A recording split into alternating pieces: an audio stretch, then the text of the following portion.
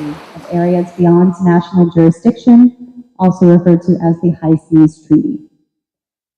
6, partnerships. Encourage partnerships between faith leaders, scientists, academics, and policymakers. And 7, integrated approach.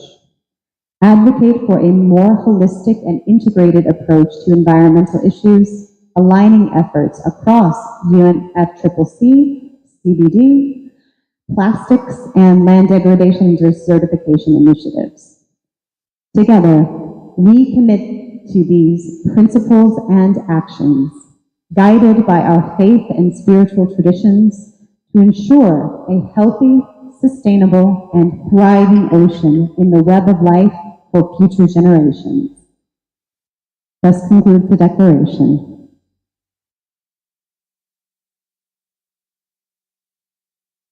And from here, I get to finally turn things over to our amazing speakers.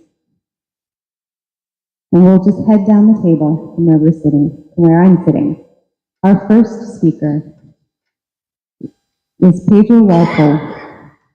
He is a Jesuit who professionally works as a forest hydrologist, and as most of the forest has been cut over the last 50 years in Asia and the Philippines, where he lives with indigenous communities, he followed the water downstream with landslides and floods, working with communities and local governments. He is coordinator for RAON, which is the River Above Asia Oceania Ecclesial Network. This is growing in the biome of Oceania and Asia amongst indigenous peoples, where all rivers in Asia are fed by the river above, and our climate as a biome comes from the Pacific Ocean. He is research director for ESSC, that is the Environmental Science for Social Change, and responsible for sustaining a mother tongue K-12 school, Apupalanguan, in the uplands. Pedro, please take it away. Thank you. Thank you. Thank all of you. It's good to be with you this afternoon.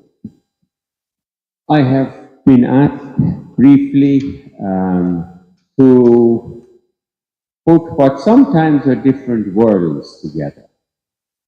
So coming from the scientific, I'm going to pick up something of the IPCC recent report on Oceania, on the ocean and the cryosphere, basically the frozen waters. And in this process, draw out where the community context and urgency is highlighted. And that is what I feel is the challenge before us, with the depth of our own reflection and prayer, to move into areas of collaboration, strengthening the sense of belonging to the earth, to the oceans, and seek ways forward.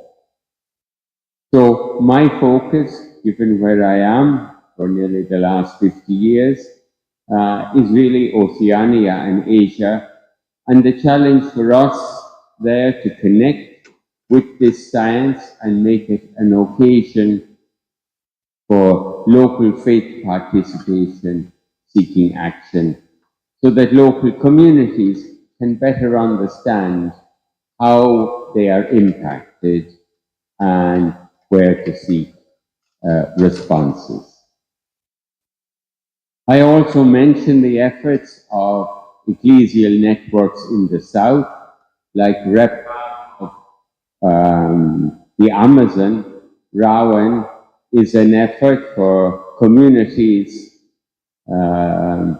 from below the present systems, as it were, to deepen and share the reflection, as we had in several events even today, of telling our story with gratitude, living in creation, and recognizing the transcendental in the experience, leading to greater collaborative participation and action. It is often with indigenous communities, and I acknowledge the Ulangihon tribe where I live in Mindanao, and their ancestors that give us such a deep tradition and way of living, way of balancing. We have heard this in many discussions, even if only passing. But this sense of the household, the oikos, which both oikology and oikonomy come from, we need to learn more deeply in a consumerist world. Oceans and the frozen parts of the planet are essential to all life. The IPCC report acknowledges they regulate climate, provide food and fresh water, support cultures, and sustain biodiversity. Communities living close to the oceans are on the front line of ocean-related climate change, and in Asia and Oceania are seriously impacted. I think we have been learning, outside of the threats of deep sea mining, what is already the key factors affecting small island populations, large ocean states. Sea level rise is one of our biggest problems. We don't notice that because there's about a 10-meter rise here before you get to the high tide below on the coastline. But human systems and ecosystem services are included from fishing to cultural services in the scientific report. They are acknowledged there as we go through directly in the report. Scientific threat to low-lying coastal areas and small islands, and now the long-term threat that seems unavoidable for many of these communities beyond 2100. So that's giving us another 75 years. But with this incremental growth in sea level rise, it does scientifically point out how inescapable this is for so many communities. And it's the Pacific Islands, not only the atolls, but also actually the Philippines that is in direct influence of this sea level rise. Marine heat waves that have not yet reached this part of the world to the extent they are in India, certainly, and parts of Asia. This has led, as we have heard, to a lot of the bleaching of the coral and massive loss in fisheries production. The next level that connects with the lives of the people is ocean acidification and oxygen loss. If you pour vinegar on chalk, what happens? It dissolves. So with greater acidity in the water, which is totally global at this stage, mollusks, shellfish, crustacea find it very hard to hold on to the calcium that they need to habitat. And shellfish are basically the way so many mothers and families survive, because this is really subsistence living for so many communities. And the women are out there gathering at least some protein for the daily diet. Women play a tremendous role in how we have to change things because they are the focus of the daily nutrition in the family, in the community. Beyond this, the report details the extremes and abrupt changes that are there. As we sea level change, it's not just an incremental growth. Sea level change has its moments that are more extreme than others. And there are different forms of sea level change. There's the overall change, but there are these, as it were, bubbles or meniscus levels that arise because of the heat, because of the carbon.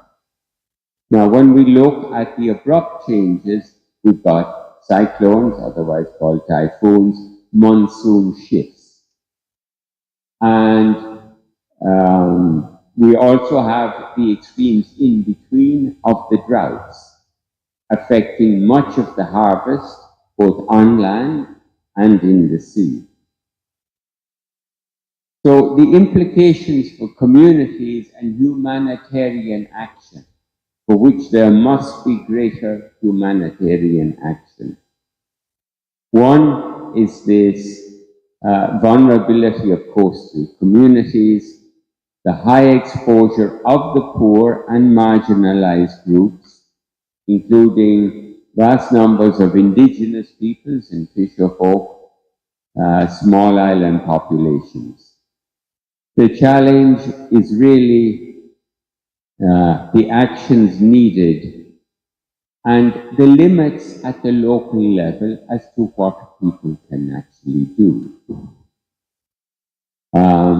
Many Asian Pacific communities, and I'm quite sure across the tropics, already face limits to adaptation. They have nowhere else to go. And when they do go, they begin to lose their identity, their language, and their sense of purposefulness. So the physical, financial, and governance adaptations that are needed are urgent. We are in the process in some of the sandbars off of Bohol, one of the islands in the Philippines, just trying to negotiate with the government that these people have a right not just to a refugee camp, but to a way of life. Migration and displacement is a massive concern due to climate, and it has profound cultural and spiritual impacts. And we're seeing this in many countries, ocean countries. So the long-term sustained observations and continued modeling of a science are critical for detecting and understanding what these changes are, and the knowledge to inform risk assessments and adaptations. This is where the science needs to be directed. It needs to be directed at the people and not just become another economic engagement with promises. There are knowledge gaps that exist, and I was very happy to be at a human rights meeting, somewhat contradictory for me, organized, but very well organized by the World Bank and others yesterday. Understanding really what the parameters are and the physical plausibilities that are there, because we have to understand how this relates to community. And it is very important that we are able to listen to the community's own experiences and practices, because this will give us the basis for the change. And if we remember Laudato Si, 8 times in that document, and again in Laudate Deum, it is most important to give emphasis to the recognition of indigenous peoples and what we can learn from them. Yeah, they may not have the intellectual degrees that we have, but they certainly have a spiritual depth and wisdom that needs to inform a Western or a Northern economic drive. So, I'm living in the Philippines, but it's a connected network of over 2,000 islands. Sorry, 20,000 islands before we even get into the Pacific Islands, though we're not politically seen as Oceania. We are at the center, the dead center, of the natural processes of the Coriolis winds and ENSO that are now gravely impacted by climate change, by systems of carbon, oxygen, heat, pH, rains, and winds. And that force, driven now by the extremes of our economy, is already disastrously impacting on the lives of people. So we hope that this UNOC gathering and statements like what has been produced here will actually impact on the UN process and the COP process. So I would like to also, as I finish, acknowledge I was very surprised that James Bhagawan was at the meeting. I've worked with him in terms of voices from the Pacific and Archbishop Peter Lloyd-Jones, but it is very important to bring the lives of the people, their sense of belonging, their integrity with creation and their daily living in creation to the fore.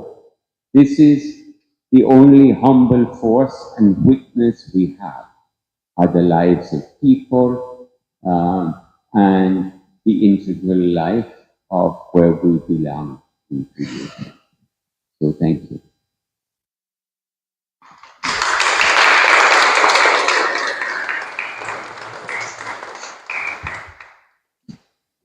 Thank you for those powerful words from the Pacific, Pedro. It is now my pleasure to yield the floor to Vincent Anastasiar, Claretian missionary. He hails from Tamil Nadu, India, and in the past he was working for the eradication of female infanticide, empowerment of LGBTQIA+ people, and the education of tribals and Dalits, the promotion come practice of alternative methods of health, and practice come promotion of contemplative meditative practices. He had served as provincial of the Claretian province of Chennai and the General Secretary for Justice, Peace, and Integrity of Creation, or JPIC, in Rome. He holds a master's in English, a master's in history, a master's in political science, and a master's of philosophy on coastal communities, and a PhD on conflict transformation in fishing. Now he works among the tribals in North India. Vincent, the floor is yours. Thank you very much. I'm very happy to share my experience with you. Let me begin from my own life experience. During Corona time, I was kept in quarantine in Malabo city in Equatorial Guinea. My first visit there. As I was in quarantine, there was a desire for me to go to the sea. Mind was telling, the sea is close to you. So after the quarantine, there was nobody to take me to the ocean. I just followed the guidance of my heart. I was so surprised to see I was on the seashore.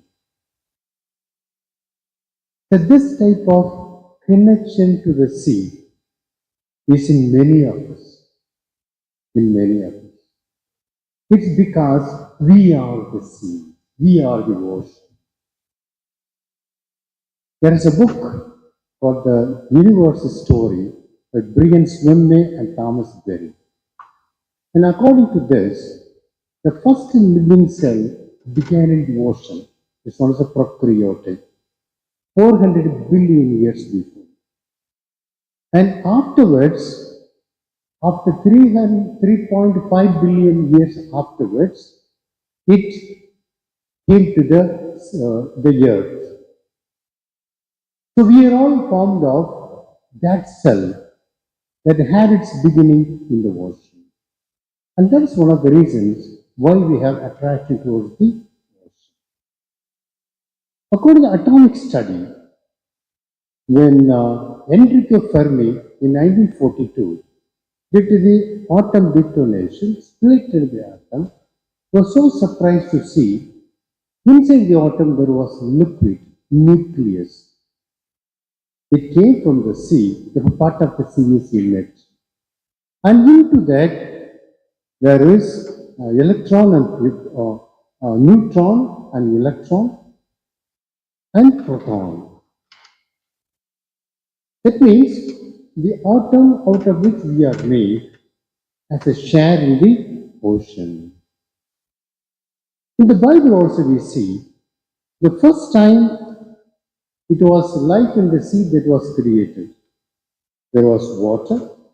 God created first life in the ocean and then the birds, at last only human. Because science as well as the Bible says that we all come from the ocean and we share ocean. And this may be one of the reasons why we all have attraction to go to the sea. When we read the Bible, after the resurrection of Jesus, Jesus was on the seashore and the disciples were fishing. And Jesus was asking them, did you get any fish? And they say, whole night we have tried, there was nothing. Then Jesus says, put the net on the right side of the boat. Today, the fishermen use GPS, Global Positioning Satellite, which says whether the net has to be put on the right side or left side and what depth. So just like the GPS says, put your net on the right side. And there was a lot of fish. And the fish was so many that net was stirring. See, these disciples were artisanal fishermen, small scale fishermen. And they were using wooden boats propelled by wind. There was no mechanized boat. And they were using ordinary nets made of cotton hems. And that's why when the fish were more, it was scary. Now when Jesus says, put your net on the other side, today for us the invitation is, change your method of fishing. Today also the fishermen do not see the fish in the sea, despite whole night working like the disciples. So the invitation of Jesus is, change your method of fishing. Because today we have more industrial fishers, not artisanal fishers like Jesus, like the disciples. And today we are using more monofilament plastic nets, not cotton hems. And we don't use wooden boats propelled by wind. We have industrial fishing. And Jesus says, it can be interpreted saying, today you don't have fish in the sea because you have changed your methods of fishing. Now you have to change your fishing. Therefore, in this reflection, what I want to say is, today we have artisanal fishers like the disciples. We have industrial fishers. And we have fishing capacity like net and the boats. What changes we need to bring in the life of the small scale fishers and in the fishing crafts and the gear. Another interesting event which I see in the life of Jesus is when the disciples came to the shore, already there was charcoal fire on which there was fish. How did Jesus got the fish? Already disciples are fishing, bringing fish, but already there was fish there because maybe this is a little money. So with that he bought 1 kilo of fish, or he asked somebody, please come, my disciples are hungry, and he was preparing the fish. And when we see in the life of Jesus, and Jesus was having always a banquet. In these banquets, all the people were included. Nobody was left out. For STG, the single slogan is no one left behind. The accusation against Jesus was he was eating with the sinners and and publicans because nobody was left from his banquet.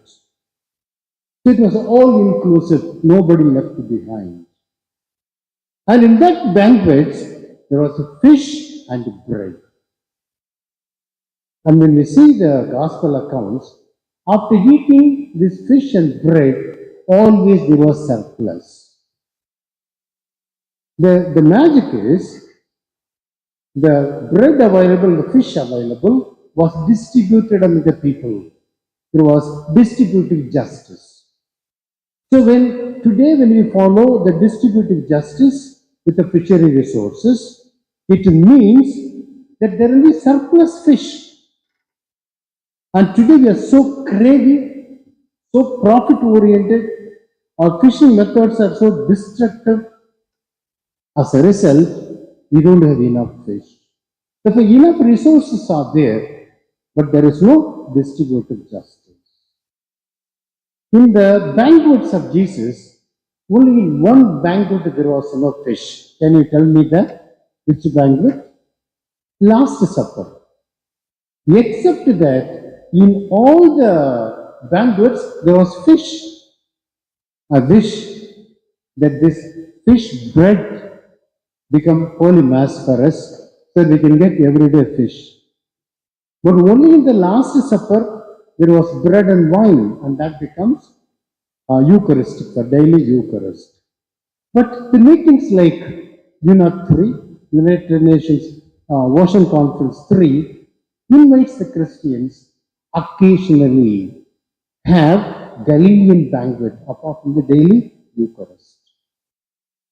If you are able to follow Galilean banquet in your life also, there will be enough resources and there will be surplus also.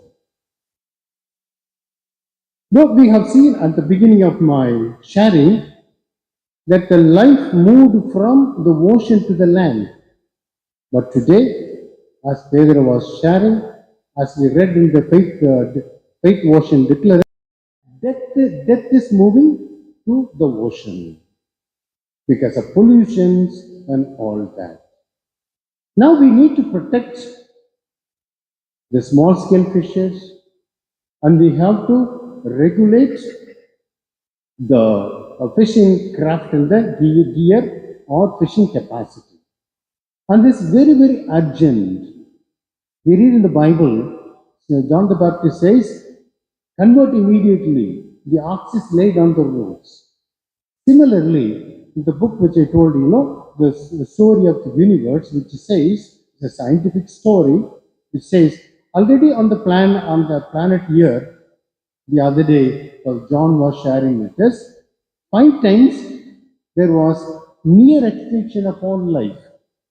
Now we are facing the sixth extinction. Therefore, there is no time for us. We cannot allow death moving from the earth to the sea. If the life disappears in the sea, and that is the end of it. Therefore, for saving the planet and saving all the forms of life and biodiversity, we need to save life in the sea. We can also learn from the Adam and Eve.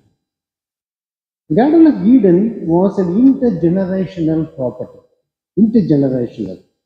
It is not only for Adam and Eve, it is for the next generation also. That's why God told them, do not finish this. Keep something for the next generation. Similarly, the ocean is intergenerational. The command to us is that we cannot finish this. We need to keep it for the next generation.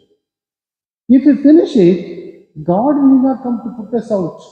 We ourselves, as Adam and Eve, after finishing the garden, we have to be out because there was no garden at all. Similarly, we will be going out of the garden. Therefore, we need to safeguard the ocean. When we see the ocean, the first 12 nautical miles, it is territorial sea, where the artisanal fishers or small scale fishers are using. Then we have contiguous zone up to 24 nautical miles. Then we have exclusive economic zone up to 200 nautical miles. And beyond that is the high sea, which is open for all the nations. Now, for us, we need to safeguard at least till exclusive economic zone. And very specifically, the artisanal fishers are more operative in the territorial sea and the contiguous sea. Now, how to empower the artisanal fishers? I would say the artisanal fishers are new Adam and Eve. The original Adam and Eve, they finished their garden. But artisanal fishers have not finished the sea. They feel part of the sea and they have kept the sea. Therefore, they are new Adam and Eve. And they are the custodians of the sea. Therefore, today for us to take care of the sea, we need to give them opportunity in the governance and the management. It is not enough that the scientists govern and manage. The artisanal fishers should have the opportunity to govern it as well as the manage it. That's why Pope Francis' Laudato Deum, of which Pedro referred, he says, when the ecology is facing crisis, when the ocean is facing crisis, it calls for a new model of decision making where there will be conversation, listening, and participation with the indigenous people, with the small scale fishers, with the artisanal fishers. Therefore, this is number one. The second thing is these fishers, artisanal fishers, had been fishing this in a time immemorial. Today, the agriculture or farmers have land. Did they create the land? No. Their forefathers and foremothers lived there, therefore it has come to them. Similarly, the fishermen who were on the seashore had been using this. Therefore, though you do not make deed for them, it belongs to them and they have right over this. This is called a territorial use rights of the fishers. And this has to be recognized and affirmed. The next thing is, these are indigenous people. According to UN Declaration on the Rights of the Indigenous People, the indigenous people have the right over their land, water, and the forest.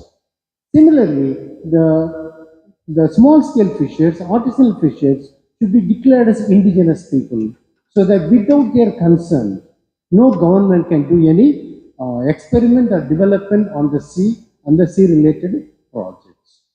Therefore, they have to be recognized as indigenous people. And they have to participate in the environment impact assessment.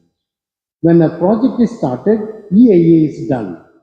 But with the sea project, so far it is not done. Even on the land, what they do is they see the impact on the water and the earth and the air, not on the other forms of life, not on the biodiversity.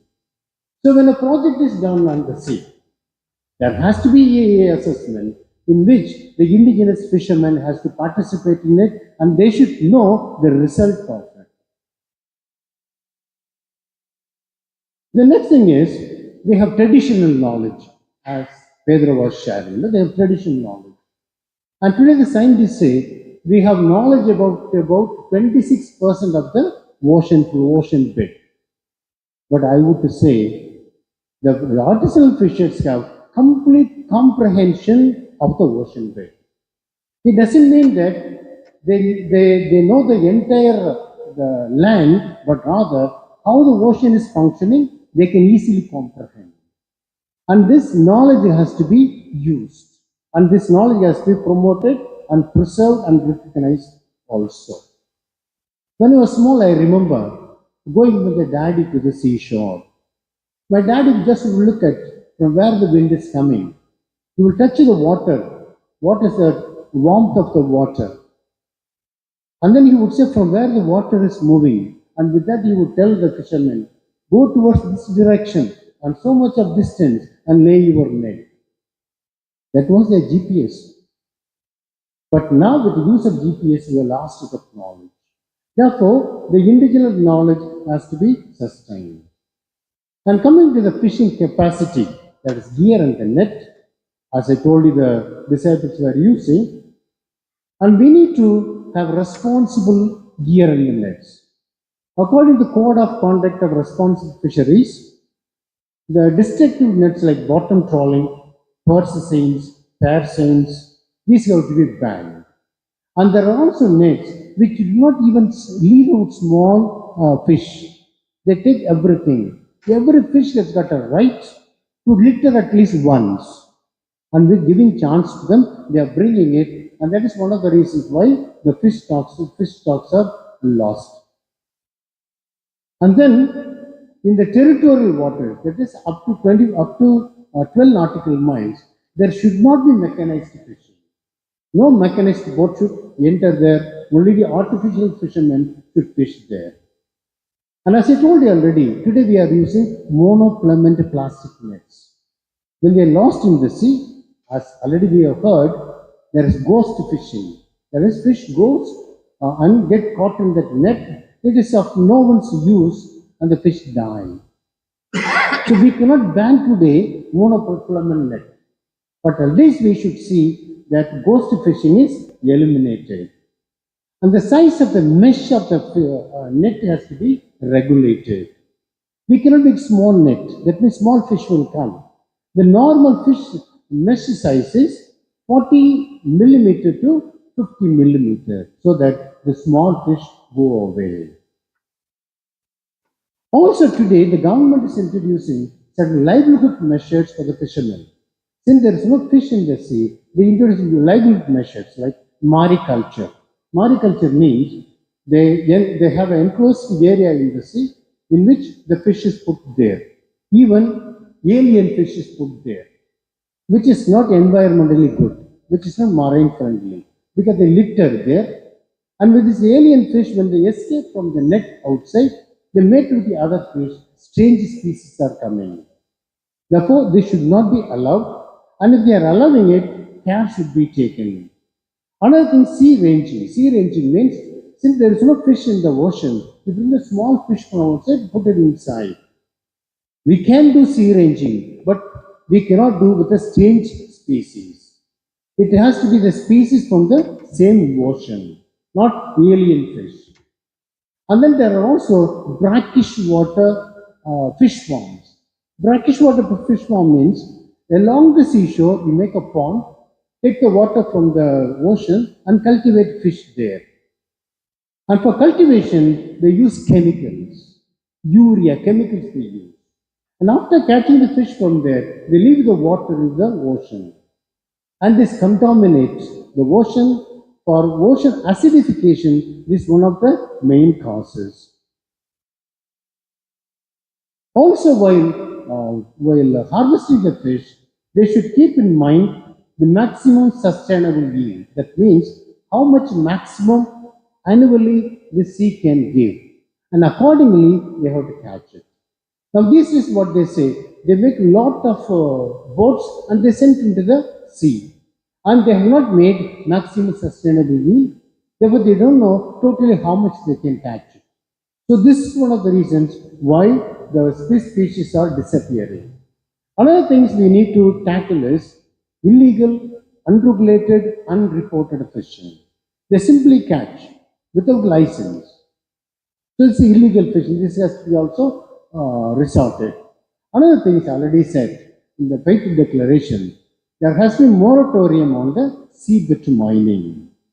Also, as we have already, BBNJ has to be ratified by the countries. And there has to be UN special envoy for the oceans with authority across the other agencies. And there has to be fresh water flowing into the ocean. Generally, we build dams on the rivers. Our understanding is the water is for our household use and for the agriculture. No, the water is for the ocean also. If there is no fresh water going into the ocean, the acidity level, the pH factor of the ocean will increase. And that is one of the reasons for warming of the ocean. Therefore, okay, we can use it for our own household usages in agriculture, but sufficient water has to enter the ocean.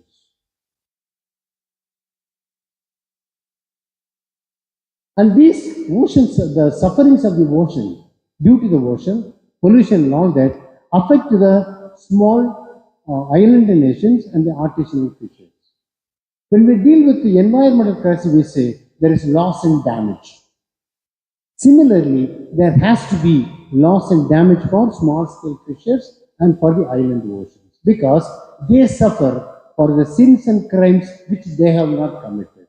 Therefore, the loss and damage has to be extended to them also. And we have to ensure that ocean resources are the people, not for the transnational corporations. Thank you.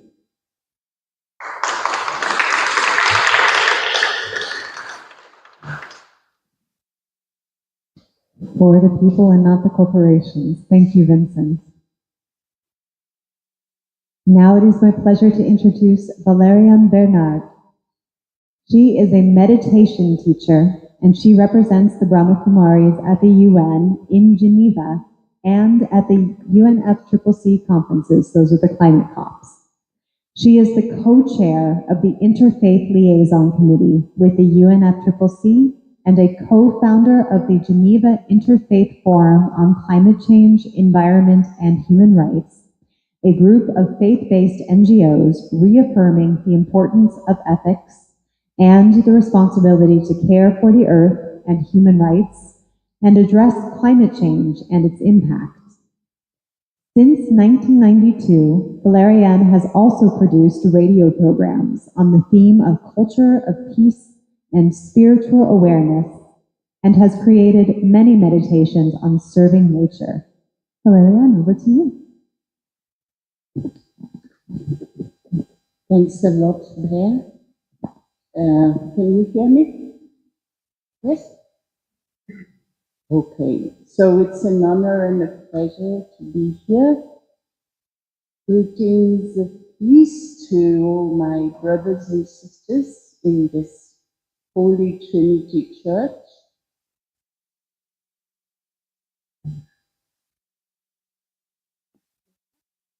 Oh, all right. So the good thing about talking last is that your colleagues have already said a lot. And I have been listening to those, my colleagues in Blair, with a lot of interest. What I would like to look at with you now is the whole aspect of the inner world, because all the actions that we do, overfishing, contaminating, deep sea mining, spilling the fossil fuel in the ocean, starts in the minds of the human beings. And so I do wonder what has happened to us. Why are we acting that way? So what I would like to look at is the fact that what is needed now is a profound and global shift in awareness, a shift in the thinking that is actually producing the present crisis that we are facing with the oceans and with our economies and in general with the environment and the whole social aspects of the crisis we are in. So I would like to ask you a question. What do you think we really need to change? And when I say we, I mean each one of us. The politicians looking at an overall map of the world, and they think that this and that decision has to be made, and it is fair enough. Many decisions have to be made, and they're really working hard for it to happen. Our colleagues here are working very hard to get to recognize the power of communities and their importance, and the traditional way to deal with the sea. But looking at how we deal with nature, I would like us to understand that what's key in healing the natural world and what is key in destroying the natural world. The human beings have been looking at things around them as if they were resources that they could own, use, and abuse. And there is no boundary into their profit making. There is no boundary in the destruction of the maritime world, whether it is the fishes, whether it is the minerals that are there, whether it is the way they deal with contamination and plastic. So it is a form of colonization in a sense. We are colonizing not only other continents, because now we have evolved to understanding that colonizing the way we did it wasn't such a good idea, really. These people were people. These people have and had wonderful cultures. And it is not because we had the power of violence over them that we were more intelligent. Right? It is something we do understand now. But with the natural world, because the ocean doesn't speak and doesn't tell you what it's wrong and what is right, we feel that abusing it is okay. So our relationship with the natural world really needs to become aligned with what we want for the present and the future, with respect, appreciation, love, fairness. And we also need to exercise our right to a healthy environment. Therefore, it is now time to be having a healthy relationship with matter, with the natural world, with the ocean. But what is a healthy relationship? Like I've been sitting with my friend here, and he was talking of fishing and fishing and fishing, and I was thinking, I think we should stop fishing. It was okay, maybe, at the time of Jesus to be fishing so much, and they didn't fish so much anyway. But I think at the moment, the ocean and the fishes of the ocean need a rest. So for most people, fish is not the food they actually need to eat. For the people who live there, they have not much choice, maybe, in the way they eat. But do we really need to see anything that is available for our stomach as something we lust for? A piece of meat is something that belonged to an animal before it ended up in your plate. Just like your child is your child, and you wouldn't want anything bad to happen to it because somebody has the wrong kind of vision on children, right? So the way we look at the world is actually a reflection of many different types of violence we have been submitted to, and we submit without even a clear understanding of what we are doing. We're reproducing. So it is important, therefore, to reclaim our conscience, our consciousness, our awareness. And in this reclaiming, I think we heal ourselves. And the more I heal myself, the more my thinking and my understanding become creative, become crystal clear, and I understand what I could be doing to make a difference. Because there is many things people ask me, like, what can we do?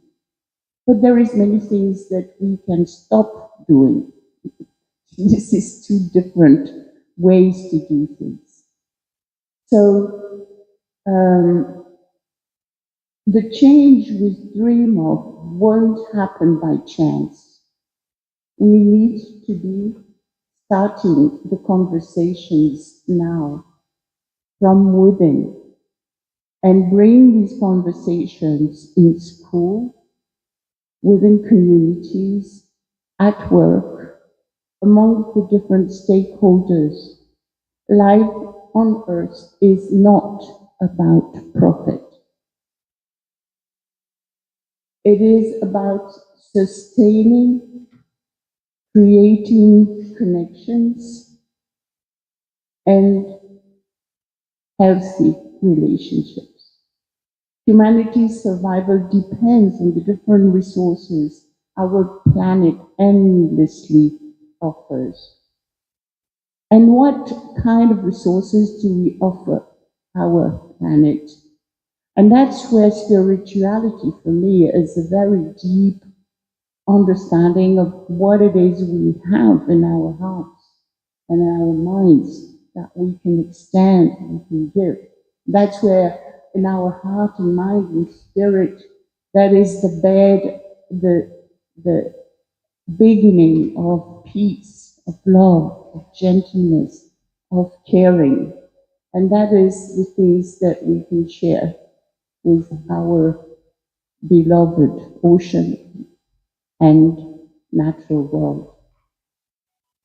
Human beings presently behave as if everything depended solely on economy, industry, and money making. Hence, the war industry at the cost of this very subtle balance between people and people, people and nature. So now, what and who benefits from wars? Those who sell the armaments. And this is still allowed, right?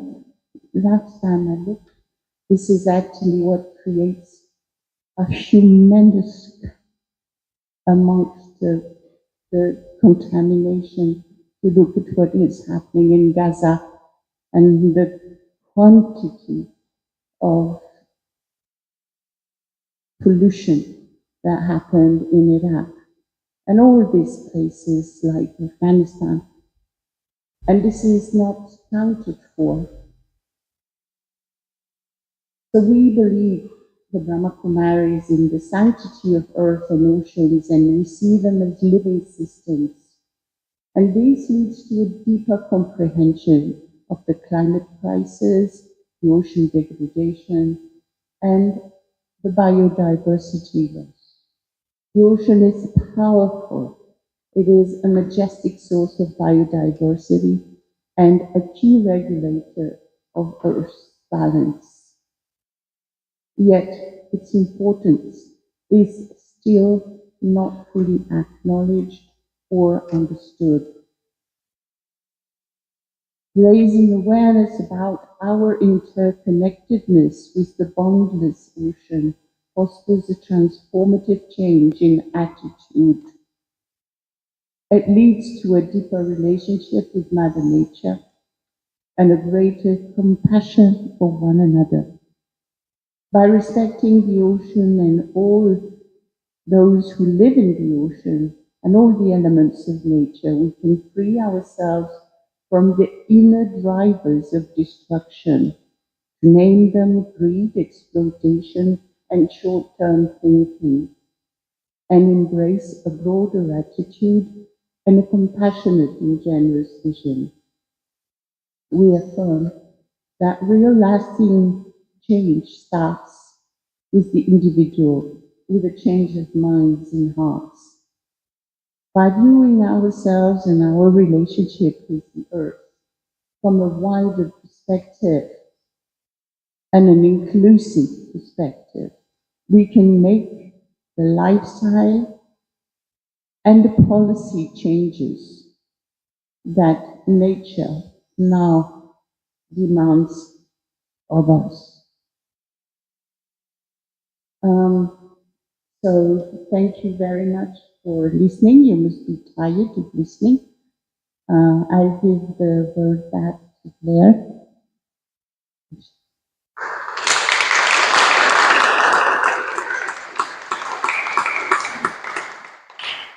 Thank you so much, Valerian. And something I'm taking away from what our speaker shared overall is that our faith traditions don't exist in silos. They don't exist separate from the world and from all of these other aspects of our lives. You've heard perspectives, both inner and outer. You've heard science alongside faith. You've heard grassroots concerns, or perhaps I should say water's edge concerns from communities most impacted, and you've seen the changes that need to happen on the broad scale and collective. And you've seen that our faith traditions can lead us to express our care for Earth in different ways, but there's much common ground, and we are united in our dedication to revolutionizing our consciousness and our relationship with our true mother, the ocean. Our bodies are similar in chemical composition to the ocean herself. So we are all like little oceans walking around here on land. And I know that the ocean in each of you carries much wisdom as well. For the last portion of our time together, I'm going to turn things over to my colleague, John Civilon from Maryknoll Fathers and Brothers, who will be moderating our just Q&A for the folks up here, but in fact, discussion. I'll let him give you some guidance. Thanks, Blair. And thank you all for coming. And you've had a long period of listening. What I took away from a session this morning, early this morning, was the moderator of that session said, stop. Stop and take a breath. And realize that the air you're breathing came from the ocean. So I want to take just 1 minute of quietness after hearing all of these words and allowing you to kind of prepare whatever kind of thoughts that you might have that have come from these discussions, or any questions that you might have. But let's just for a minute breathe. And as we breathe, realize where that air came from.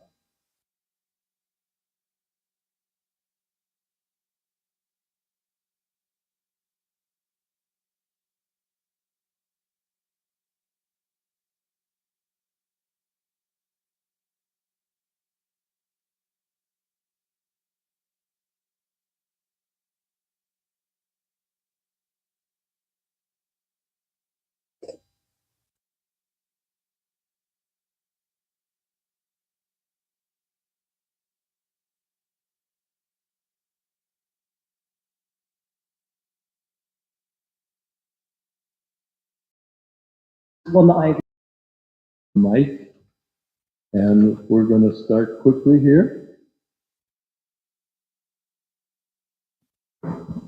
thank you. Apologies, I'm exceptionally bad with names, but the lady on the right, Valerie. What is your name? I'm so sorry. Valeria. Okay, I was nearly there. I'm so sorry about that. You have a perspective that is incredibly different from most of what we've been hearing throughout the conference from most speakers, and one that I agree with very deeply. And you also have been involved in the UN for a long time, by the sounds of things. You've had, a long-standing relationship with them. All together, we are women and men, and so it's wonderful. All together, we are women and men, and so it's wonderful that we are able to discuss the political arena. I think that there will be definitely this agreement that the countries are ratifying. We are all very hopeful for that, and we are all happy it is happening. I was earlier on today with Mr. Thompson, who is the Special Envoy for Oceans, and he was saying how they are meeting to understand also how to work with fresh water and ocean water, which is a correlation that hasn't been worked on much. So I think it's